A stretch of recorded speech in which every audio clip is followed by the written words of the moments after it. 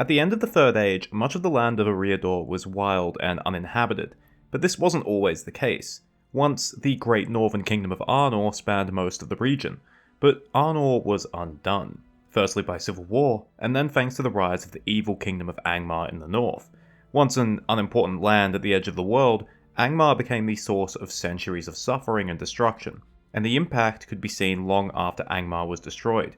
So in this video, we talk about Angmar, the land of iron. The early history of Angmar is a mystery. Notably, it was one of the few areas in Eriador that wasn't claimed by either Arnor or Gondor at the end of the Second Age. The exact reason for this is unknown. It could have been due to Angmar's remoteness and the dangers in the region. It was situated in the northeastern corner of Eriador, bordered on three sides by the Misty Mountains, the Etten Moors, and the Mountains of Angmar, all known to be infested by orcs and trolls. And while the climate of Angmar is never explicitly described, it was associated with the cold and, well, iron. So it was probably a relatively inhospitable land with harsh winters that didn't make it worth colonizing. Another possibility for why the land was never claimed is because there were already men living there. These men are only ever named once, as the Men of Khan Dûm, and their origins are a mystery. They might have been descended from the Easterlings of the First Age, or perhaps they were related to the Gwytherim, who had once spread across much of Eriador. We know little about these men, but given they ended up willingly serving the Witch King, they were probably quite hostile to the Dunedain. For example, the mysterious early death of King Valander of Arnor could be attributed to a forgotten conflict with these men. Regardless of what Angmar was like or who lived there, the land seems to have been mostly ignored for the first 1300 years of the Third Age. Its first mention comes in the year 1300. This is when the Witch King, the leader of the Nazgul, although his identity was a mystery at the time, is identified as having come north to Angmar. He immediately got to work gathering the evil men who lived there, as well as the nearby orcs of the Misty Mountains. He established his capital at the fortress of Khan Dûm. It's unclear whether Khan Dûm had already been built or whether it was built by the Witch King. Either before or during this time, Angmar's power also extended across the Misty Mountains into the upper vales of Anduin. In the next 50 years, Angmar went from a backwater afterthought to a serious military threat. The first target was Rhudaur, but Rhudaur didn't need to be conquered by force, and instead an alliance was formed with some of the local hillmen who were against the Dunedain rule, possibly hinting at a relation between the Men of Khan Dûm and the hillmen of Rhudaur. Thanks to Angmar's support, a hillman chief who was loyal to the Witch King was elevated to power, and he rejected King Argaleb of Arthedain's claim over all of Arnor. In 1356, the Rhudaur-Angmar alliance struck first and attacked the Weather Hills. Although the attack was repelled, King Argaleb was killed in the fighting. This was merely the first flex of Angmar's power. In 1409, any semblance of Rhudauran independence was ended when the evil men of Angmar occupied the land. Using Rhudaur as a jump-off point, the Witch King launched a two-pronged assault on Arnor, as well as besieging the elven refuge of Rivendell. The northern assault hit the Weather Hills. The watchtower of Amonsul was surrounded and destroyed, and King Arveleg was killed, although the Palantir was saved. The forces of Angmar even managed to make it to the North Downs, where they were driven back thanks to the valour of young King Arathor and the aid of the Elves of Lindon. The southern assault on Cardolan proved to be even more successful. Lacking the same natural barriers that Arthedain had, Cardolan could be easily invaded and the land was ravaged by Angmar's forces. At the Barrow Downs, the last prince of Cardolan was defeated at night by the men of Khan Dûm and died after being speared in the heart. Although Cardolan did survive the invasion, it existed only as a rump state, situated around the Barrow Downs and the Old Forest before its final end 220 years later. But Angmar itself did not escape the war unscathed. While the Witch King was successful in Arnor, his siege of Rivendell was a failure, and all it did was ignite the wrath of the elves. Elrond, with the help of the Elves of Lindon and the Galadrim from Lothlorien, is described as having subdued Angmar for a time.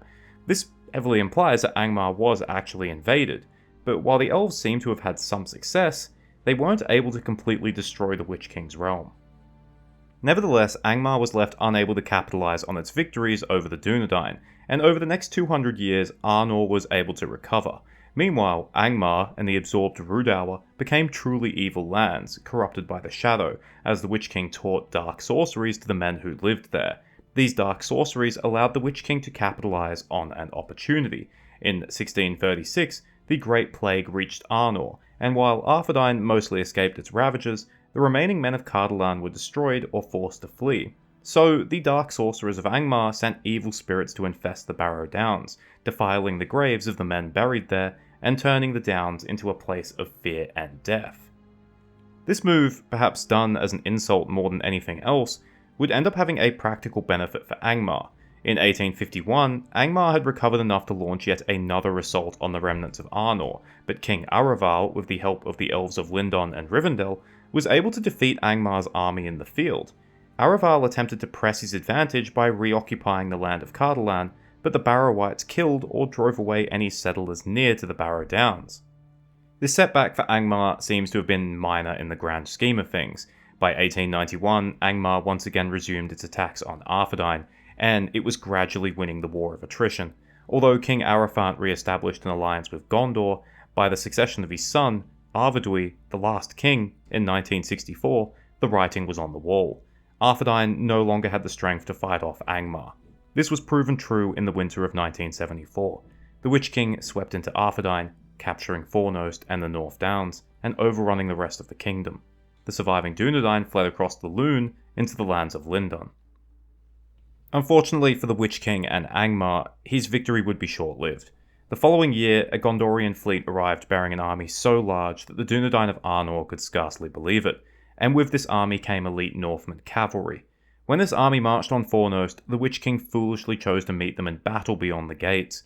While the strength of Angmar was sufficient for the dying realm of Arnor, it was no match for the might of Gondor, and the Witch King's army was crumbling even before they were hit on the flank by the Northman cavalry. To avoid being caught in the destruction of his army, the Witch King fled north, but before he could organise any defence of Angmar, he was overtaken by Prince Eomer of Gondor and Glorfindel from Rivendell.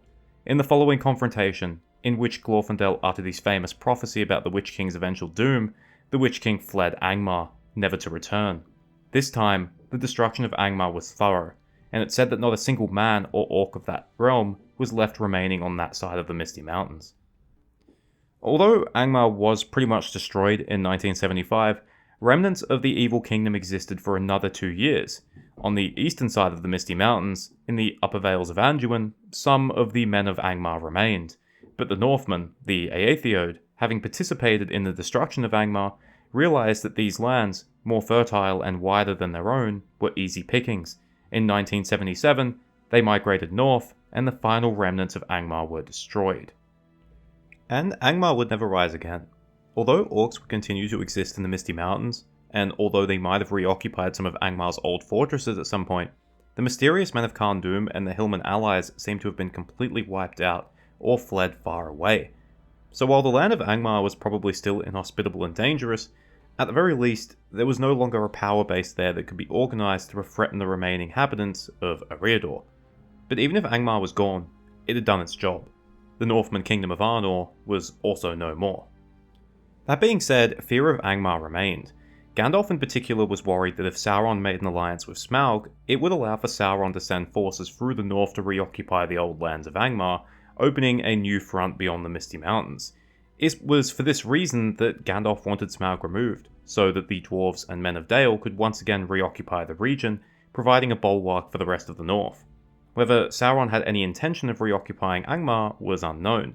He certainly didn't make any attempts during the 170 years that Smaug occupied Erebor, and considering he would have to move many of his own servants there, perhaps it wouldn't have been worth the effort. In the end, I think Angmar is an interesting case study. The Númenóreans and their Dunedain descendants had no issue with occupying lands and ruling over native peoples, the Hillmen, the Dunlendings, the Pre-Númenóreans in Gondor, the Haradrim. But when it came to Angmar and the men of Khand Dûm, for one reason or another they chose not to. Maybe they deemed Angmar and its inhabitants as simply not worth it. Like I said, a backwater beyond the border. They probably never considered the possibility of someone rallying together the strength of that land and wielding it as a weapon. So perhaps if the Dunedain had treated Angmar as they treated everything else, the Witch King never would have stood a chance. Thank you for watching, I hope you enjoyed it, or at least found it interesting. If you want to see more Angmar, it actually appears fairly commonly in a lot of the Lord of the Rings games, especially Lord of the Rings Online. Fun fact, I actually really dislike how Angmar looks in that game, with the exception of the newer region of Khar Bronach. So you will never catch me using clips from Angmar in my videos unless I'm using them to describe something else. Cheers, farewell, and remember, if Iron Man existed in Middle-earth, his Sindarin name would be Angerdan.